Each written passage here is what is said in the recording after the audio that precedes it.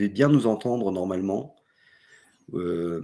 Aujourd'hui démarre ce webinaire sur le suivi et le contrôle dans le transport et plus particulièrement la productivité des transports. Donc David Pouchard de chez B2P Web va nous animer ce webinaire. Si vous avez des questions, vous avez sur votre gauche un petit icône où il y a marqué chat, c'est une petite bulle, vous pouvez poser vos questions et moi je regarderai vos questions et j'interviendrai auprès des participants pour arrêter éventuellement le webinaire pour avoir un peu d'interaction. N'hésitez pas à interagir, c'est très intéressant pour vous de pouvoir clarifier des propos ou avoir des retours d'expérience ou partager votre retour d'expérience. Aujourd'hui, c'est un webinaire où nous avons 5 intervenants, c'est magnifique.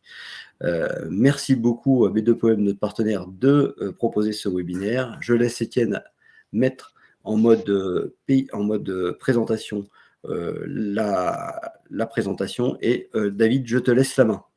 Ok, merci Jean-Baptiste, merci à tous d'être là et d'être connectés pour cette troisième session. Donc, comme le disait Jean-Baptiste, productivité du transport et suivi et contrôle. On va changer. Donc, du coup, on est là justement pour 45 minutes à peu près ensemble, plus 15 minutes de questions-réponses. On aura là le temps que tout le monde se connecte. Là, je vois que tout le monde est là, c'est parfait. Donc, la thématique de suivi et de contrôle, donc qualité plus mesure et accompagnement au rendez-vous. Donc les intervenants, donc j'animerai justement cette session comme les précédents webinaires.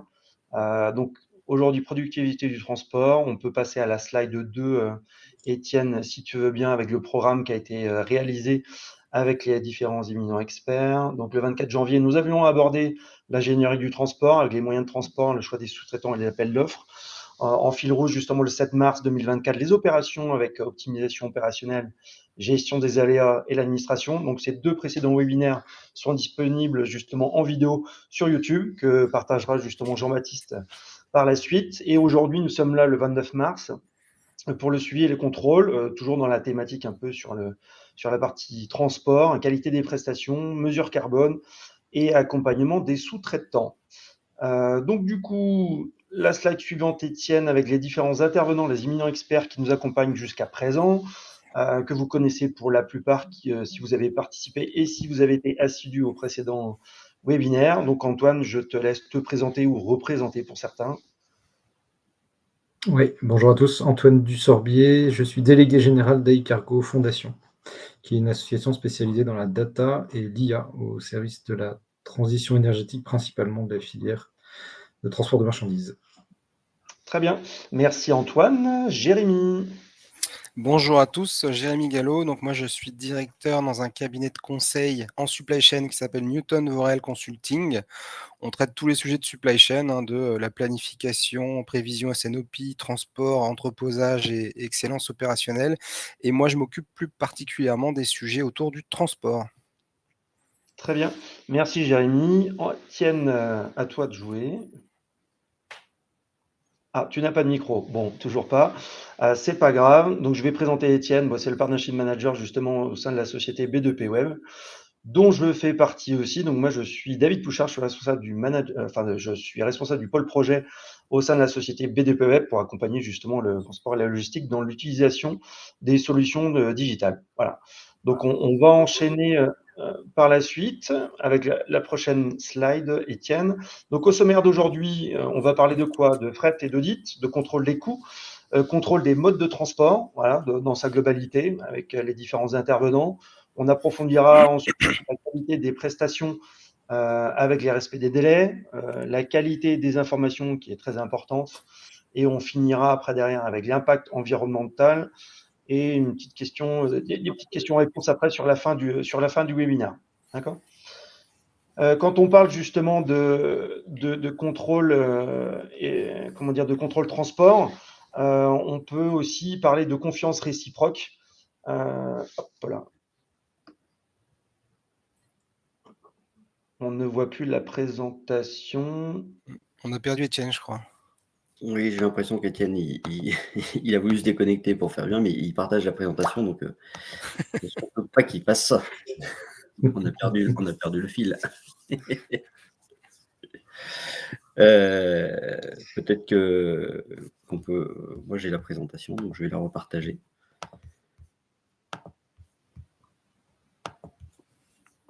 si je la retrouve, bien évidemment.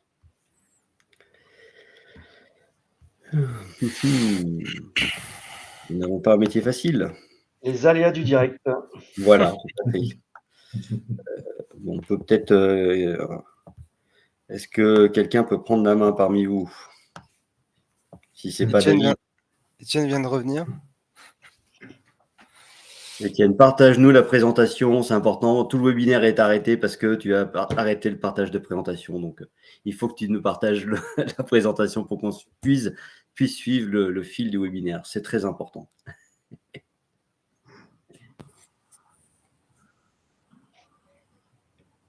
C'est bon, vous voyez ou pas? Non, on t'entend maintenant. Ça, c'est bien. C'est une bonne nouvelle. Mais si tu pouvais nous partager la présentation, le petit bouton blanc, parce que tous nos invités attendent de voir la présentation. Voilà, merci. Parfait, le son est là, tout est parfait, Étienne. Merci, on continue là-dessus. Donc, on parlait justement de la confiance n'exclut pas le contrôle, et je vais laisser la parole à Jérémy pour expliquer. Oui, un titre volontairement un peu provocateur, mais voilà, c'est effectivement contrôler ces opérations de transport. Ça ne veut pas dire qu'on n'a pas confiance en ces équipes logistiques qui opèrent ou en ces prestataires de transport, mais mettre en place les bons contrôles est quand même quelque chose d'important pour suivre tout ça. Le premier point qu'on voulait aborder ici, donc c'est les TMS sont souvent des modules de préfacturation et ou de contrôle facture qui permettent de s'assurer de payer le bon prix au transporteur. Ça paraît basique, mais c'est souvent pas le cas. C'est des grilles tarifaires qui sont souvent complexes, avec beaucoup de surcharges, etc. Donc voilà, déjà s'assurer qu'on a le tarif négocié pour l'année qui s'applique. On voit aussi souvent des écarts d'application. On a négocié un tarif à partir du 1er janvier, mais le temps que ça se mette en place dans les systèmes de chacun, on continue à payer l'ancien prix sur les premiers mois de l'année. Donc voilà, avoir des outils qui nous permettent de nous assurer qu'on applique bien le tarif négocié pour l'année. Ensuite, le transport est quelque chose qui bouge beaucoup dans le temps. On n'est pas sur des flux figés, donc on a souvent besoin de demander des tarifs spot au quotidien même pour beaucoup d'activités, et donc s'assurer que le tarif spot qu'on a validé en amont d'un transport soit bien celui qui est appliqué sur la facture. Donc il y a les outils qui permettent de le faire pour faire le lien entre un tarif validé et la réalisation du transport et sa facturation. Et comme je le disais en début, il y a beaucoup de surcharges qui sont parfois un peu complexes. Donc, s'assurer qu'on paye bien le prix qu'on a négocié pour ces surcharges, parce que les surcharges se négocient dans toutes les activités de transport, et aussi qu'elles sont bien justifiées. Parce qu'effectivement, on arrive souvent à avoir des surcharges qui apparaissent sur des lignes où il n'y a pas forcément la justification. Dans le transport de colis, il y a des surcharges pour livrer du B2C. Parfois, on livre du B2B, mais qui est en immeuble ou en centre-ville. Ça ne veut pas dire que c'est du B2C. Donc, c'est des choses qui se vérifient et qui coûtent rapidement cher quand on surpaye des choses qui ne sont pas mises sous contrôle. Voilà, donc première partie vraiment assez basique, s'assurer qu'on paye le bon prix par rapport à ce qu'on a négocié, ce qu'on a discuté et ce qu'on doit payer pour la prestation réalisée. Deuxième partie, réconcilier les transports réalisés avec les transports facturés. Là, parfois, on s'aperçoit qu'il y a des doublons dans les factures des transporteurs. C'est pas forcément volontaire, mais un transport qui est chargé le 31 du mois et qui est livré le 1er du mois suivant, il peut être pris dans la facturation des deux côtés des 2 mois. Donc, faire un matching avec les outils entre preuve de livraison, facturation et réconciliation avec la facture du mois précédent permet de limiter ce type de doublon. Donc voilà, est-ce que on a aussi des transports qui sont annulés, qui apparaissent sur des facturations parce qu'on a le process informatique chez le transporteur qui a lancé le transport. En dernier recours, on l'annule parce que ça arrive au quotidien, des aléas, il y en a dans toutes les supply chains, et du coup, on retrouve un transport annulé dans la facturation. Donc voilà, mettre sous contrôle pour s'assurer qu'on ne paye pas des transports qu'on a annulés, c'est important parce que ça peut vite coûter très cher. Ensuite, valider que le service demandé, donc le service payé, a bien été réalisé. Ça, c'est pareil, il y a l'exemple que je donne en dessous, on a de l'express à J+1, mais on a un tarif différent pour un J+1 avant midi, pour un J+1 jusqu'à 18h, pour du J+2, ce qu'ils appellent le saving dans les typologies de transport express. Quand on a payé un J+1 avant midi, si le client l'a reçu à 13h, 14h ou même dans l'après-midi, on n'est pas prévenu. Donc, mettre en place la bonne vérification par rapport aux remontées d'informations qui souvent aujourd'hui sont électroniques, hein, donc c'est assez facile d'aller vérifier en masse plutôt que de vérifier ligne par ligne, qu'on a bien été livré dans les délais demandés, et sinon demander à son transporteur de décaler la facturation sur le service J+1 18h au lieu du J+1 midi, parce que c'est ce qu'il a réalisé comme service et qui coûte moins cher. Et ensuite, on est en dehors de tout ce qui est l'expressiste, on a aussi pour du camion complet, on peut demander un transport en A pour C. Est-ce que ça a bien été livré en C? Donc ça va pas forcément générer un avoir, mais ça nécessite d'être intégré à des KPI de délai pour qu'on puisse effectivement animer ces transporteurs par la suite. Et comme en contrepartie, identifier les postes de coûts en écart pour simplifier les échanges avec les transporteurs. Voilà, avoir un process et des outils qui permettent de mettre sous contrôle, d'identifier les écarts. Ça évite des longues discussions où on n'a pas d'éléments factuels pour échanger, et on peut présenter rapidement une analyse des écarts, et ça simplifie et ça normalise les échanges avec les transporteurs.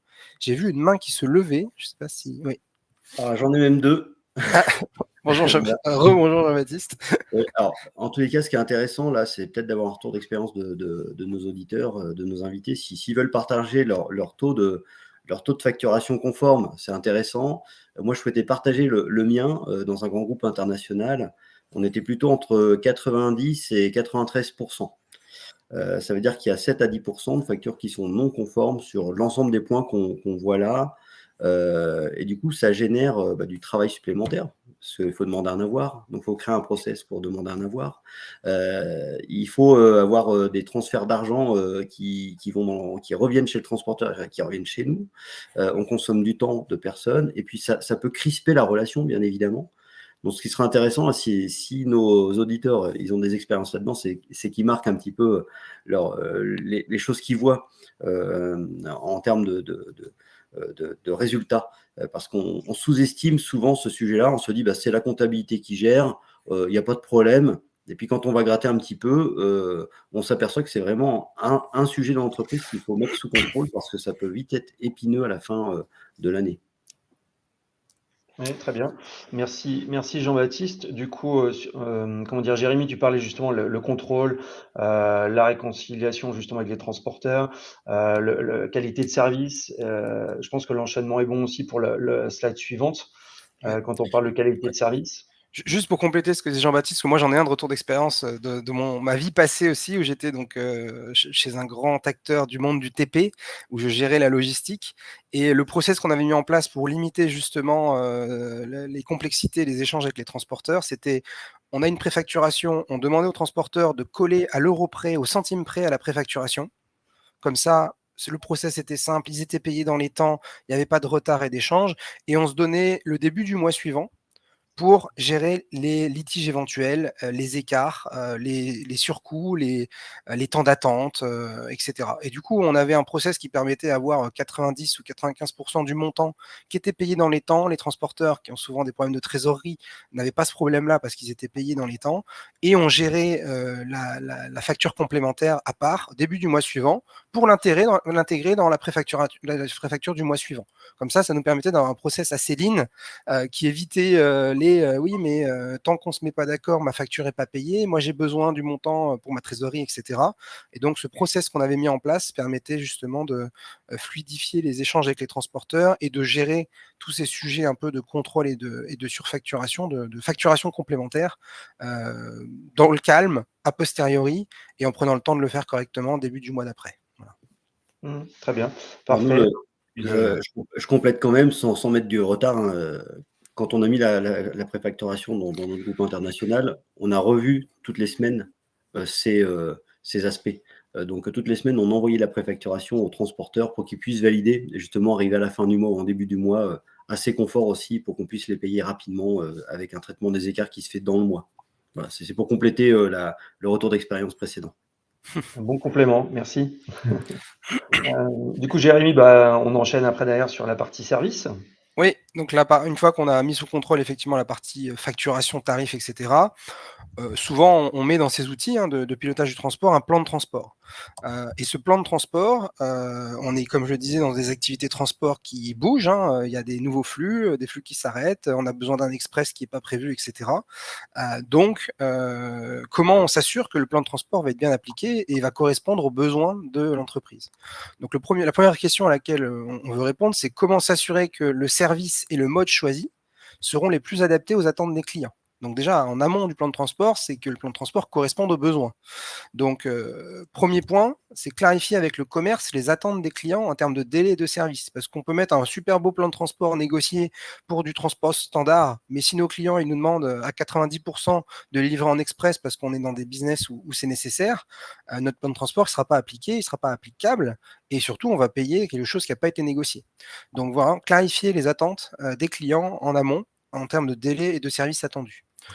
Ensuite, paramétrer autant que possible un seul mode et un seul service par flux. Voilà, quand on décide de mettre un flux en place, quand le plan de transport dit je dois livrer du point A au point B, eh ben, avoir qu'un seul mode et qu'un seul service, ça permet d'éviter d'avoir un exploitant qui ne va pas savoir forcément choisir le bon service parce qu'il n'aura pas l'info en amont. Donc vraiment essayer de limiter, alors c'est pas toujours possible, mais essayer de le limiter au maximum. Ensuite, mettre un process de validation systématique pour les transports coûteux. Ça, c'est quelque chose d'assez puissant. Moi, pour l'avoir mis en place quand j'étais plus jeune consultant au début de ma carrière chez un de nos clients, il y avait une usine qui rattrapait ses retards de production avec du transport de type course qui coûtait 4 à 5 fois plus cher que le transport standard. Donc, c'est vraiment un cas très particulier et très fort qu'on ne voit pas partout, heureusement.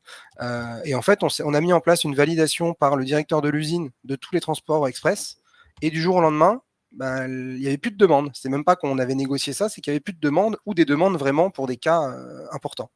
Et effectivement, voilà, la facilité d'aller commander un transport express ou une course pour rattraper des indicateurs de production qui ont été mauvais et dire qu'on a été bon sur le flux complet, c'est facile. Quand on doit faire valider à son patron d'usine des transports à plus de 1 000 € ou 2 000 € toutes les semaines pour rattraper ce retard, souvent ça se fait un peu moins. Donc c'est quelque chose d'assez puissant. Moi, pas forcément. je confirme en tant qu'ancien responsable transport, quand on l'a mis en place dans un groupe international, c'est 1/3 des transports aériens qui ont été arrêtés. Voilà. 1/3 Donc c'est un des process. transports aériens. C'est très puissant, ça. C'est très puissant, ouais. C'est un outil vraiment très puissant. Ça nécessite d'aligner la direction de l'entreprise. Alors, on va dire une direction usine, ça peut être un directeur supply chain, on peut adapter le niveau, d'adapter pour que les gens soient quand même réactifs, parce que quand on demande un transport urgent, il ne faut pas que la réponse arrive 2 jours après par la personne qui doit valider. Donc, il faut bien ajuster à quel niveau on le met. Mais d'un point de vue réduction des transports hors plan de transport et coûteux, c'est assez puissant. Alors, moi, je l'ai juste couplé avec la cause de ce transport urgent. Parce qu'on demande un transport urgent et juste dire pourquoi, histoire de capitaliser aussi ces informations, parce que est-ce qu'il y a une demande supplémentaire du client? Donc là, c'est génial, on fait plus de business, peut-être qu'on réduit un peu la marge, mais c'est top. Et puis des fois, les causes, elles sont un peu en interne, c'est une mauvaise prévision, c'est une erreur de quelqu'un. Alors, c'est pas très grave, mais l'objectif, c'est quand même de capitaliser sur la cause racine pour pouvoir après imaginer des solutions collectivement.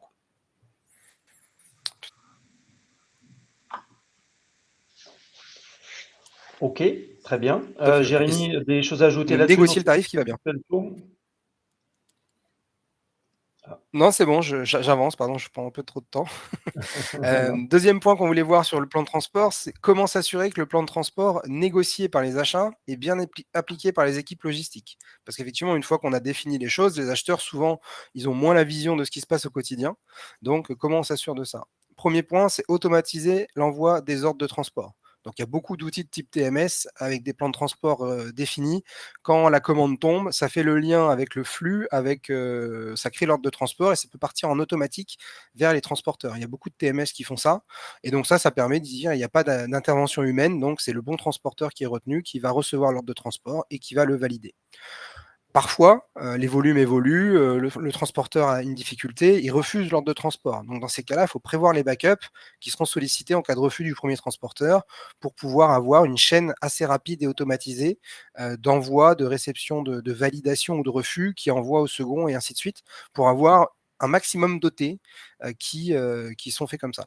Après mon expérience dans le TP, pour prendre un cas concret, j'ai travaillé donc dans une autre entreprise internationale, mais plutôt qui fabrique des yaourts. Effectivement, on avait tout un plan de transport amont qui était à 95% automatisé. Et il y avait une personne de l'équipe transport qui prenait les quelques OT qui restaient en fin de process automatisé du TMS, parce que ça avait été refusé en cascade, et qui allait chercher les solutions pour les quelques transports qui manquaient. Donc c'est quelque chose qui est puissant d'un point de vue application et aussi d'un point de vue des équipes à mobiliser pour passer tous les ordres de transport.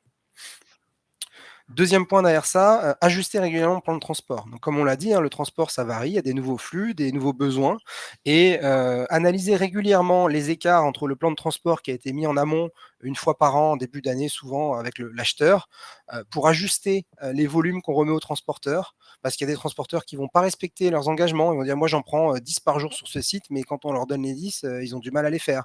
Donc, tout de suite, on va travailler sur d'autres. Donc, ajuster ça pour prendre en compte la réalité de ce qui se passe sur le terrain.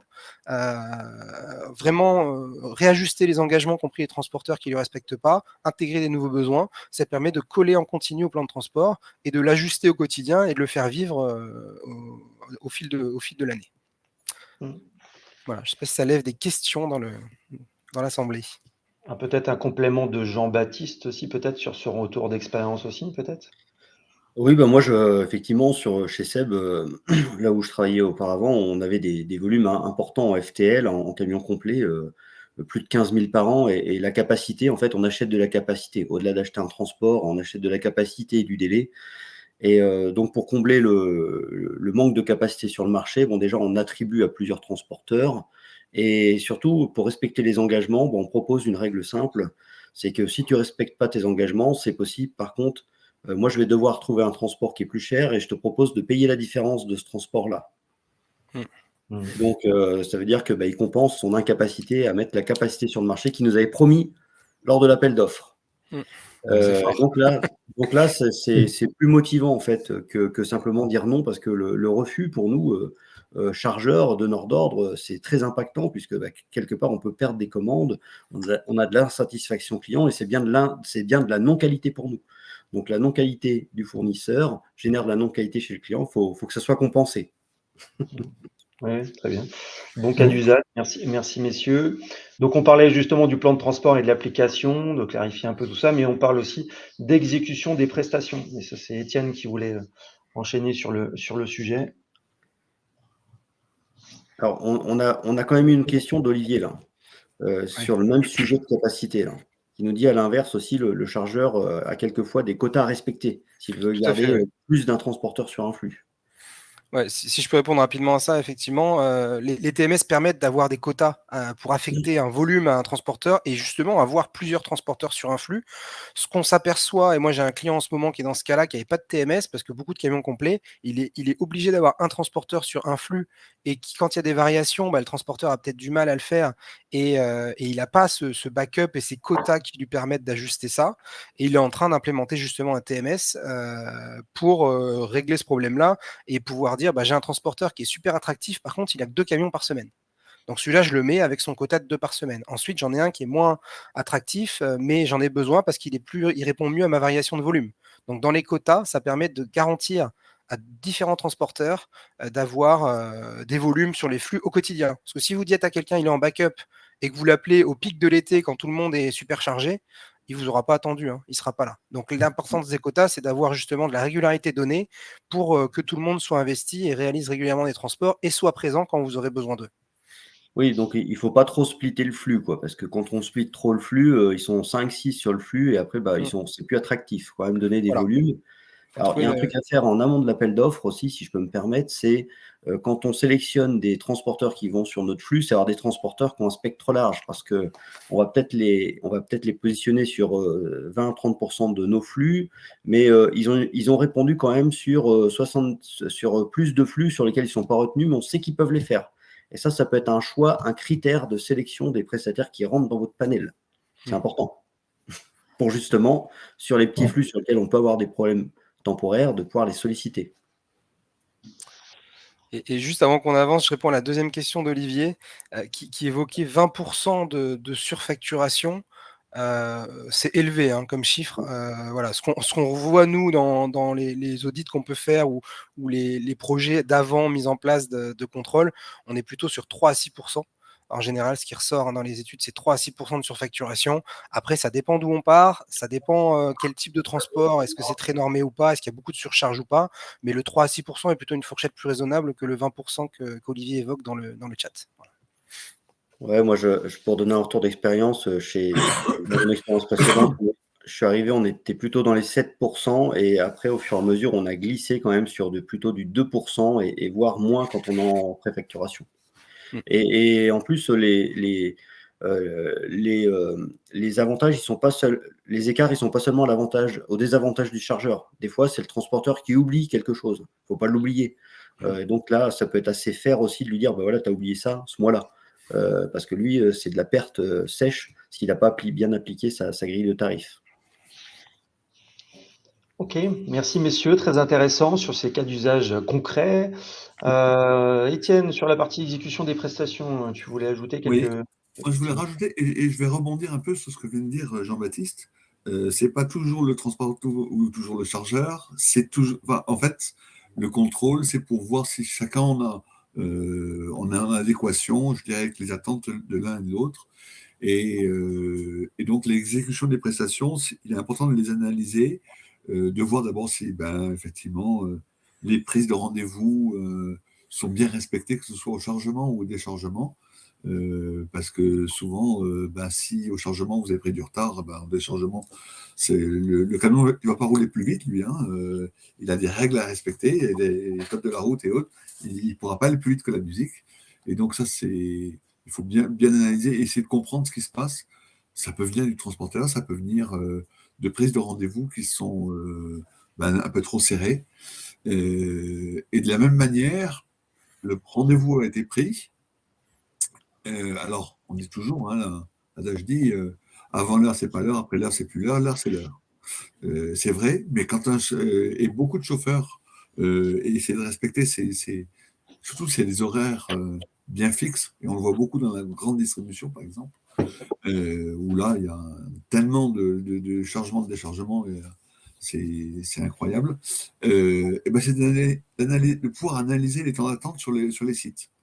Il n'y a rien de pire pour un chauffeur quand il arrive à l'heure, on le met en attente sur un quai, sur un parking, après il va passer au quai, mais le quai, il n'était pas attendu, et puis derrière, c'est des équipes sur des quais qui sont complètement désorganisés. Donc c'est pour ça qu'il est pas mal des fois de mettre en place des solutions qu'on appelle les YMS pour pouvoir, je dirais, bien mesurer tous ces temps et pouvoir les corriger s'il le faut. Et au final, le transporteur, lui, le chauffeur, il n'attend pas sur le site. Les équipes sur les quais, elles savent accueillir elles sont prêtes à accueillir un camion pour un chargement ou un déchargement, et ça se passe du coup beaucoup mieux. Et on n'est pas dans le stress permanent. Voilà. Et ça permet d'améliorer sans arrêt les choses. C'est comme il y a une chose, bon là, c'est en dehors du chargement et du déchargement, mais quand on parle de litige et quand on parle d'un accident sur un site, si on a mis des protocoles de sécurité en place et qu'on a bien, on a un horodatage de la lecture, de la prise en compte de ces protocoles de sécurité par les chauffeurs, ça peut dégager des responsabilités de certaines personnes. C'est aussi assez important. Donc, je dirais, l'exécution, après coup, c'est pas pour impacter telle ou telle personne, mais c'est surtout pour se dire, essayer de comprendre ce qui s'est passé et d'améliorer pour les prochaines fois. C'est toujours dans les axes d'amélioration. Oui, chez les chargeurs, c'est souvent un sujet qui est un peu négligé, parce que c'est souvent des avantages du transporteur. Et moi, je pense que quand on veut vraiment avoir une relation saine avec un transporteur que l'on appelle un partenaire, c'est avoir des plages de rendez-vous, 2, c'est lui payer ses temps d'attente quand il y en a, c'est important. Et tout ça, ça doit être encadré dans un contrat, c'est-à-dire dans la grille de prix, il faut définir en fait c'est quoi un temps d'attente et son prix. Comme ça, au moins, il n'y a pas de problème. l'entreprise, elle paye, et puis après, quand elle paye beaucoup de temps d'attente, elle se dit, comment je fais pour progresser sur ce sujet-là? Et ça permet aussi de faire autre chose. Ça permet de dire aux transporteurs, je vais vous payer vos temps d'attente. Par contre, on exige de la ponctualité sur des plages horaires. Voilà. Exiger de la ponctualité sur les plages horaires, c'est aussi mettre une pénalité. Et en fait, ça va dans les deux sens. Ça va dans les deux sens. Et ça, je pense que ça permet de. Les gens ne sont pas contents des pénalités, mais ça permet quand même d'assainir la relation. Mais pour tout ça, il faut avoir de la donnée. Hein. Il faut avoir du factuel. Si vous n'avez pas de factuel, on ne peut pas mettre tout ça en place.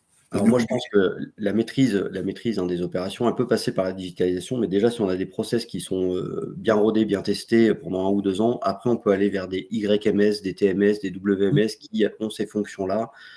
Mais souvent, on prend le prétexte de la solution pour mieux maîtriser un processus qu'on n'a pas forcément formalisé et mis sous contrôle, notamment dans les contrats de transport. Parce qu'on met un YMS et du jour au lendemain, on met des pénalités qui ne sont pas comprises ou on s'aperçoit qu'on a des ans d'attente, on ne veut pas les payer, ça met plus le bazar qu'autre chose. Tu as raison. Ouais, complètement. Et c'est vrai que je voulais un peu compléter tout ça avec, on parlait un peu des respects des protocoles de sécurité. C'est vrai que, vous le savez tous, les opérations de chargement et de déchargement, en fait, sont réalisées par les entreprises extérieures, sont soumises à des règles simplifiées. Et c'est vrai qu'il faut s'assurer justement de pouvoir de dématérialiser, par exemple, les protocoles de sécurité dans des environnements si sécurisés, de pouvoir aussi simplifier, on va dire, la partie diffusion de ces protocoles pour être sûr aussi qu'ils sont à jour et fiabiliser les opérations de chargement et déchargement des conducteurs. Voilà, c'est tout sécuriser en fait les acteurs du transport vis-à-vis de leurs obligations légales aussi avec des outils digitaux. Et ça, c'est important de le souligner aussi. Voilà. Ok, très bien. Merci messieurs pour l'exécution des prestations. Après, Étienne, tu voulais encore Non, en fait, on revient un peu à ce qu'on a dit sur la remontée des informations. La remontée des informations, quand on est dans la digitalisation, ce qui est important, c'est la qualité des données qui vont être remontées, permettre de suivre des litiges et l'analyse et pour pouvoir apporter des corrections s'il le faut. Voilà, mais ça, c'est un peu ce qu'on a un peu dit dans la partie d'avant. Et comme dit Jean-Baptiste, c'est bien joli d'avoir de la digitalisation. Si on ne sait pas ce qu'on veut en faire et comment on veut le faire et partager entre les différentes parties, ça ne sert pas à grand-chose. Je suis d'accord avec toi. Ok. Du coup, concernant les remontées d'informations, on en a déjà parlé.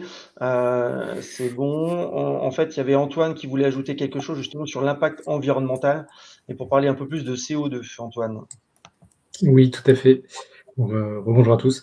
Donc, il y a un enjeu aussi sur le contrôle de l'impact environnemental de l'exécution de son transport de marchandises, côté chargeur et côté transporteur, donneur d'ordre et exécutant. Donc ça, c'est un sujet qui est beaucoup plus récent, beaucoup moins mature que le contrôle de la facturation de transport, de l'affrètement automatisé. On va vers des outils de plus en plus industriels et de plus en plus robustes pour appuyer ces processus et leur connaissance. Mais voilà, donc le sujet du CO2, il est quand même plus nouveau, moi, de mon expérience, c'est que le Code des transports, lui, impose cette information GES et CO2 aux transporteurs. Elle est obligatoire depuis 2011 ou 2010, donc une quinzaine d'années. En revanche, le souci qui est apporté et l'intérêt grandissant, lui, est beaucoup plus récent, et notamment côté chargeurs qui ne faisaient pas grand-chose de cette information-là et qui aujourd'hui ont leurs propres obligations et doivent intégrer ces calculs-là. Voilà.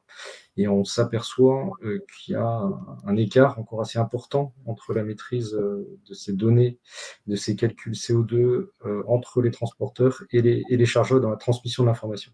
Donc aujourd'hui, l'information, elle est obligatoire sur les factures des transporteurs.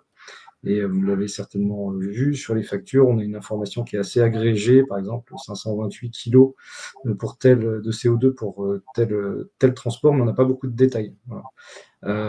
Et donc l'obligation réglementaire est respectée, mais ça ne permet pas un contrôle très, très avancé de ces calculs, et il n'y a pas encore beaucoup d'impact à faire ce contrôle-là. on est dans une fiscalisation croissante de ces sujets-là, tant côté transporteur que côté chargeur, avec les taxes carbone, mais qui ne sont pas encore en place, qui arrivent progressivement au niveau européen. Donc, il n'y a pas beaucoup d'attention encore sur ces sujets-là. Au niveau de l'association, on accompagne des grands comptes sur ces sujets-là et on voit bien justement la pression qui est faite, l'intensité des échanges de données sur ces sujets-là, quel est le rythme. Voilà, on voit que c'est encore assez léger. Ce n'est pas des processus qui sont hyper industrialisés, des échanges très réguliers sur ces sujets.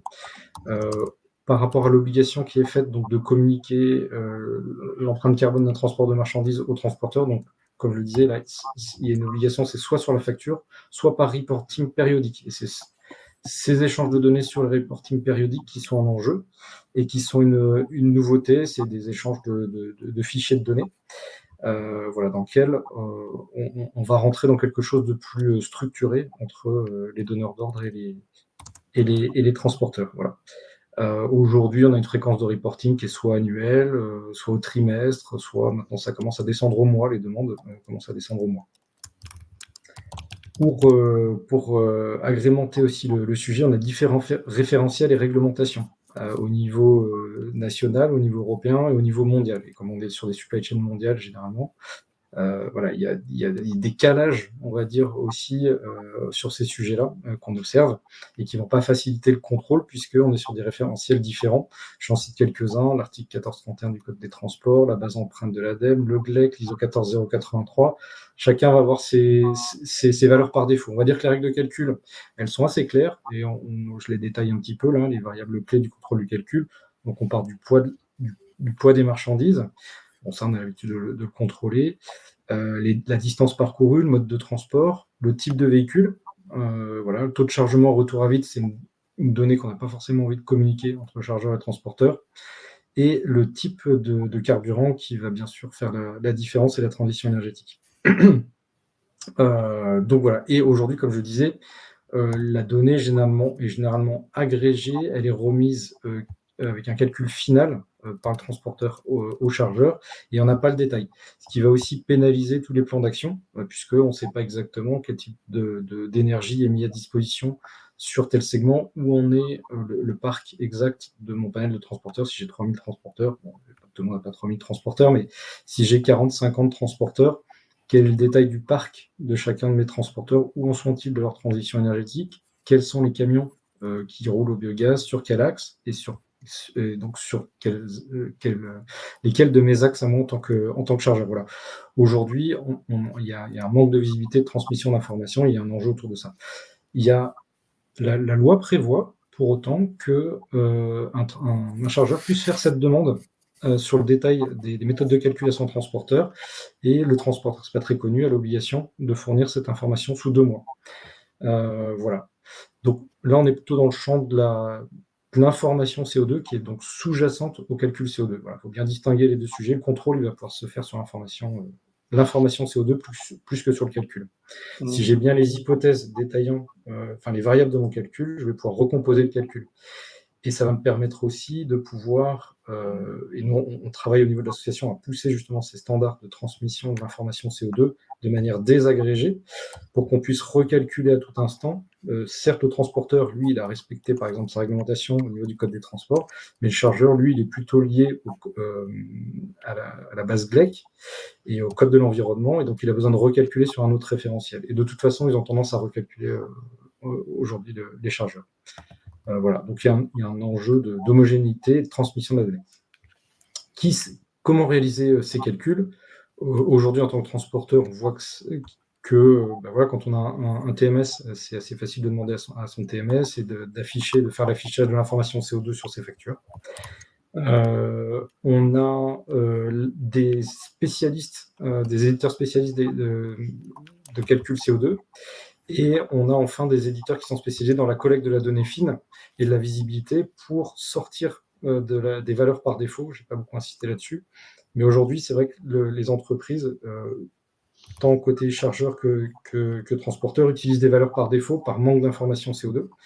Voilà. Donc, il y a un enjeu de collecte de la donnée pour être plus précis. Voilà, le détail du parc du transporteur, quel camion a réalisé tel transport, donc j'aurai son gabarit, quelle était l'énergie, est-ce que il y a une seule énergie sur le type de motorisation et de gabarit du véhicule, donc il n'y a pas de doute, ou est-ce qu'il y a plusieurs énergies possibles et comment est-ce que je remonte cette information? Voilà. Et comment je la transmets. Aujourd'hui, un transporteur avec moins de 50 salariés, il peut utiliser des valeurs par défaut, sur ses calculs. Légalement, une entreprise de transport de plus de 50 salariés doit travailler avec des données primaires, donc avec les consommations des carburants pour la partie diesel. Voilà. Dans un axe de transition énergétique, la consommation nous importe pas beaucoup, mais il y a 10-15 ans, c'était le seul levier de transition énergétique. Donc la réglementation est assez tournée vers la mesure. Est-ce qu'on était à 30 litres au 100 sur la SMI ou on était à moins? Voilà. Et enfin, sur l'encadrement réglementaire, ce qu'on peut dire aussi, c'est qu'il n'est pas très fort aujourd'hui, mais il est en train de se renforcer. Il n'y a pas beaucoup de contrôles légaux et d'obligations légales d'avoir des contrôles au niveau des entreprises. Cependant, c'est récent, mais les entreprises de plus de 250 salariés ont des obligations de reporting carbone plus précises et qui doivent être auditées par un cabinet tiers. Voilà, je m'arrête là, je vois qu'il aura déjà bien tourné. Et du coup, en retour d'expérience, je pense qu'il y a Jean-Baptiste là qui partageait justement les obligations des chargeurs, là, les quelques liens intéressants sur les Oui. J-France. Jean-Baptiste, tu avais peut-être des cas d'usage, toi, de ton côté, à Oui, partager? oui, alors je souhaitais juste compléter le fait que maintenant, pour les entreprises de plus de 250 salariés en France, c'est une obligation de les calculer, de les publier, ces émissions de CO2, avec le rapport financier, donc on appelle ça le rapport extra-financier, et en plus de respecter la norme qui a été montrée précédemment, l'ISO 14083. Donc ça s'intensifie, et puis avec la CRDS, ça va encore s'intensifier.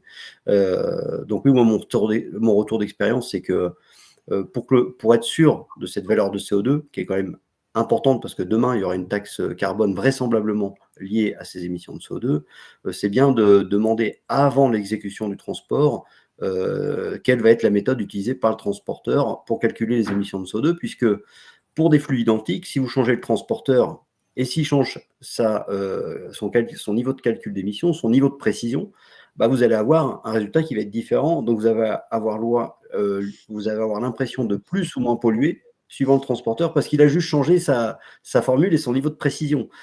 Donc, pour vous, pour l'instant, on s'en fiche un peu. Mais quand il va y avoir des sous qui vont aller derrière, bah là, on va moins rigoler. Donc, il vaut mieux l'anticiper dès maintenant, tout ça. Et je rejoins aussi ce qui a été dit. C'est bien aussi de s'affûter à savoir calculer ses propres émissions de CO2 pour savoir de quoi on parle. Parce que souvent, il y a un défaut de connaissance sur ce sujet-là. Et du coup, on prend des émissions de CO2, des tonnes de CO2 par kilomètre, on ne sait pas ce que ça veut dire.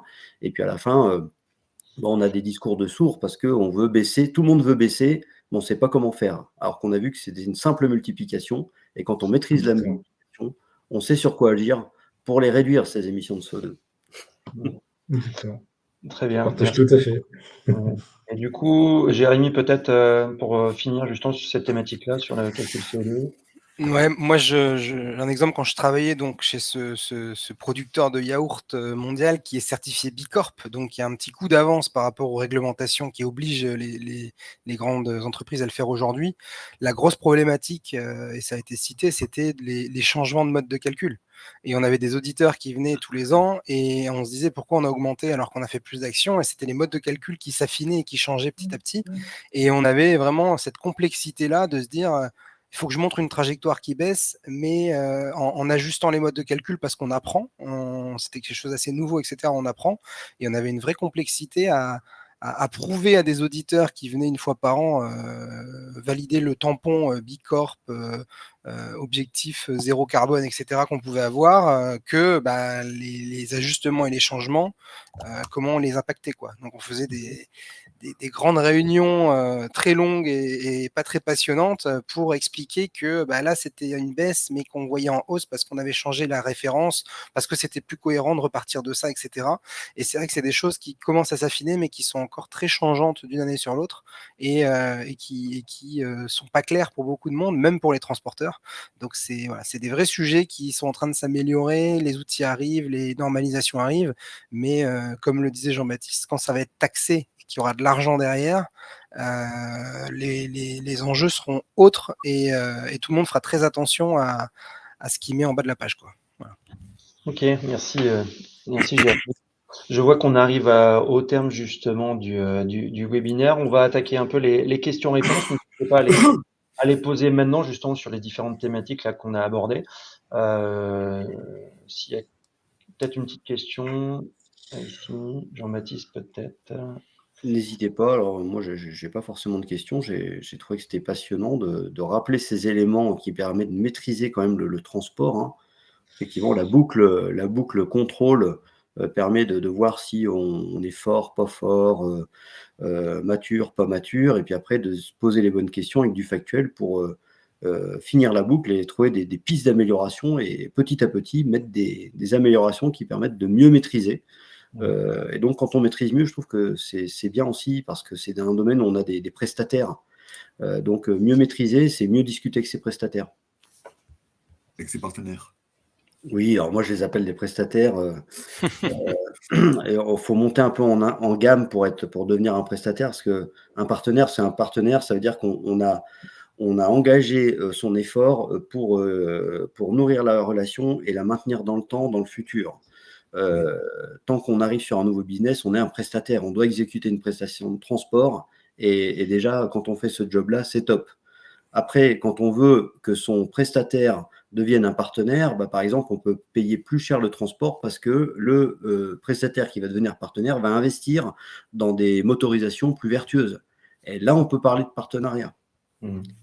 Mais n'oublions pas qu'un prestataire doit réaliser une prestation conforme à ce qui est prévu dans le contrat. Et après, quand on évolue, là, on peut construire le partenariat sur le long terme. C'est génial. C'est des belles aventures également. Ok, je regarde un peu les questions. Non, il n'y a pas de questions pour le moment. Je pense qu'on va pouvoir clôturer un peu le webinaire, la session. En tout cas, si vous avez des questions après le webinaire, n'hésitez pas à les poser. Il y a toujours le lien et les contacts derrière. On y répondra après sans problème. Moi, j'ai envie de remercier un peu les différentes personnes autour de la table, hein, parce que c'est important de pouvoir justement se rassembler pour partager un peu le retour d'expérience et ces cas d'usage-là très concrets et intéressants, d'un côté chargeur, côté transporteur aussi, et qu'on travaille aussi main dans la main dans tout ça, donc c'est important de le dire. Merci à Alp Supply Chain justement d'être un peu fédérateur un peu de tout ça pour partager un peu ces différentes thématiques. Jean-Baptiste, je ne sais pas si tu veux ajouter quelque chose. Oui, moi je suis très heureux qu'on ait une première série de 3 webinaires avec notre partenaire B2P. C'est le début en fait des événements qu'on met en place avec B2P. Donc on espère après aller dans le réel, faire des ateliers concrets ou des conférences sur lesquelles on va pouvoir faire venir nos adhérents et d'autres personnes plus largement pour se rencontrer, échanger et puis construire ensemble des choses. Alors justement, AI Cargo, je fais une annonce aujourd'hui, mais on vient de signer une convention avec AI Cargo et on va avoir un projet collaboratif de décarboner les flux de transport de nos adhérents et au-delà de nos adhérents, ceux qui veulent rejoindre le mouvement. C'est le stade ultime de l'association, c'est mener des projets collaboratifs inter-entreprises qui permettent de tous s'engager dans une direction commune qui est de réduire les émissions de CES. C'est la vision de Alp Supply Chain. Et je remercie justement B2P Web de nous soutenir dans cette direction parce que c'est un partenaire de la première heure qui nous aide à le faire. Et ça nous fait vraiment plaisir. Voilà. Et donc, le webinaire sera disponible en replay. Donc, je remercie tout le monde d'être venu. Je remercie David d'avoir animé cette session de 3 webinaires. Et puis, on va vous annoncer rapidement ce qu'on fait par la suite comme autres événements qui sont sur le sujet du transport, que ce soit pour les chargeurs, mais aussi pour les transporteurs. Donc, merci à tous. Et puis, donc à très bientôt dans la vraie vie et sur les réseaux sociaux et dans le réseau en général. Merci beaucoup. Merci Jérémy, merci Antoine et bonne journée à tous. À bientôt. Bonne journée à tous. Merci. Profitez Merci, bien. au revoir. Bon week-end aussi. Au revoir. C'est dans quelques heures. Oui. Au revoir.